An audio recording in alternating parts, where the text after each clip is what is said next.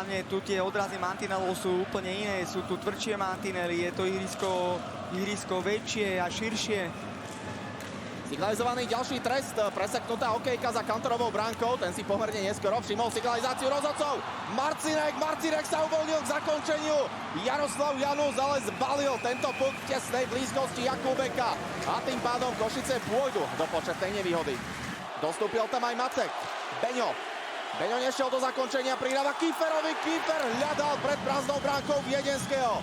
Fanúšikovia už boli pripravení oslavovať prvý zápasový gól, opäť Kýfer.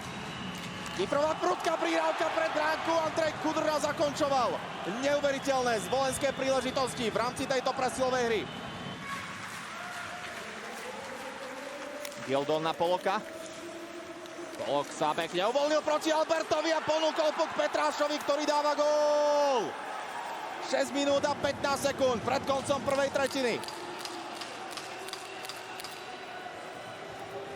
Ktorí nechali Polokovi ale veľa priestoru.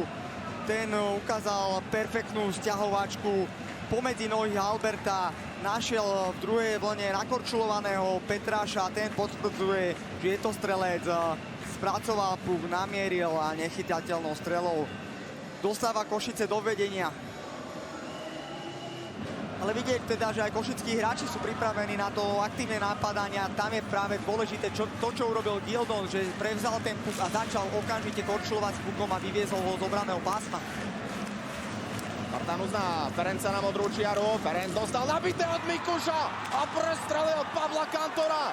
Otázkou, či tam ešte bol test, pravdepodobne áno. Podľa gestikulácie košických hráčov v priebehu minúty 2 presné zásahy hostí a teší sa Marek Bartanus.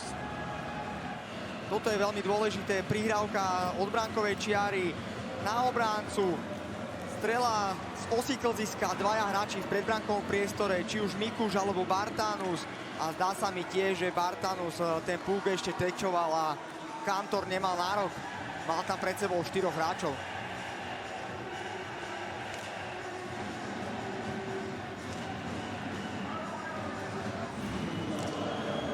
Aršambol to chcel prestrčiť Martelovi, hlásená posledná minúta tejto tretiny a záverečných 10 sekúnd Kýferovho trestu. Ale zatiaľ Lukáškové bránenie je zvolená.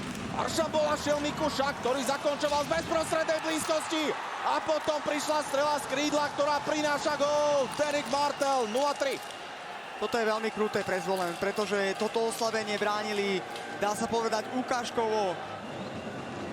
V absolútnom závere toho Kýferovho trestu najprv táto Mikušová obrovská šanca zblízka a potom aj Martel dostal čas na to, aby si tú strelu pripravil a trafil to výborne. A opäť Vindulis, ale tam zle vystúpil z toho predbránkového priestoru. Hráčov Zvolená hrajú taký otvorenejší hokej a z toho pramenila aj obrovská šanca Tomáša Mikuša. Kovan. Zablokovaný Sladokom, ale následne tam priletel spoluhráč z druhej vlny. Hotové gólové zakončenie a Košičania zvyšujú svoj náskok. Našiel si poskakujúci puk a krásne zvyšuje na 4-0. Sektor hostí Jasa, Marek Bartanus, ktorý dnes v 15. minúte zvýšil na 2-0. Zvýšil aj na začiatku druhej časti hry, už na 4-gólový rozdiel.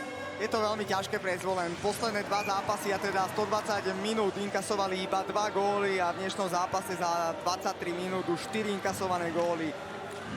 Gildonov pokus, Bartanus sa ešte snažil ten puk získať. Kovan. Kovanová prihrávka, veľká príležitosť, ktorú mal Krivošík, dokonca sa tlačil aj k dorážke.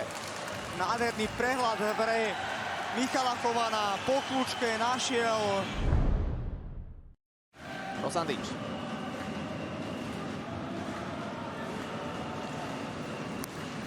Martel nabral rýchlosť, to je samozrejme vynikajúci rýchlonohý korčuliar. A táto jeho strela aj prepadla cez Pavla Kantora.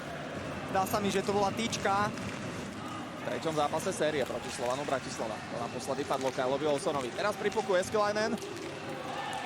Teraz puk prepadol cez košických hráčov a Zvolen má veľkú príležitosť na prvý zápasový gól, ale Jaroslav Janus to nedopraje Andrejovi Kudrnovi. Naslepo na Petráša, fantastický zákrok Kantora. Puťou hrajúci Bartanus to ponúkol Gildonovi na modrú čiaru.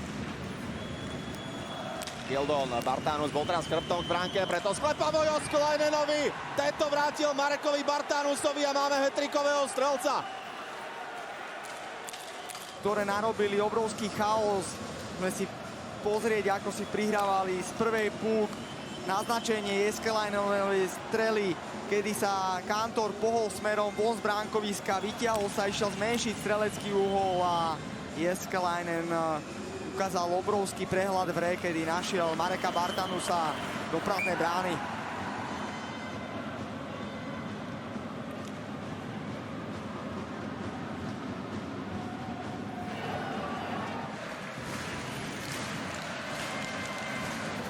Zinová prihrávka na Kiefera, Albert, Nathaniel Albert a jeho zakončenie, ktoré Košičania zachytávajú a vyjadzujú puk, ktorý už Olivier Archambault nestihol dokorčuľovať.